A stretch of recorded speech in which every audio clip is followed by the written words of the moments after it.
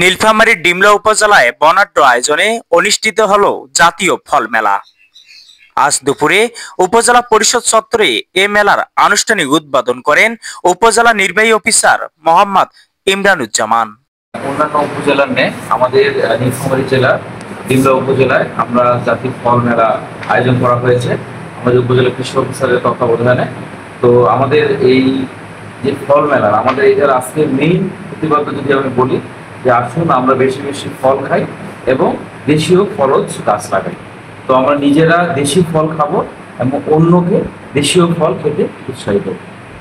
অনুষ্ঠানে সভাপতিত্ব করেন ডিমলা উপজেলা নির্বাহী অফিসার। মেলার শুরুতে স্বাগতম বক্তব্য রাখেন উপজেলা কৃষি কর্মকর্তা মীর হাসান আল বান্না। তিনি বলেন, দেশীয় ফল চাষের ও চাহিদা বৃদ্ধির লক্ষ্যে সরকার প্রতি বছর এ আয়োজন করেছে। এতে কৃষকরা যেমন উপকৃত হচ্ছেন, তেমনি জনগণের পুষ্টির চাহিদা মেটানো সম্ভব হচ্ছে। বিশেষ অতিথি হিসাবে উপস্থিত ছিলেন উপজেলা সরকারি কমিশনার ও ভূমি ও এক্সিকিউটিভ ম্যাজিস্ট্রেট ফারজানা আক্তার।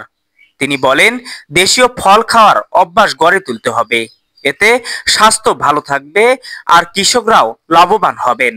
মেলায় বিভিন্ন শিক্ষা প্রতিষ্ঠান, কৃষি সংগঠন এবং কৃষকদের অংশগ্রহণে স্থাপিত হয় ফলের স্টল।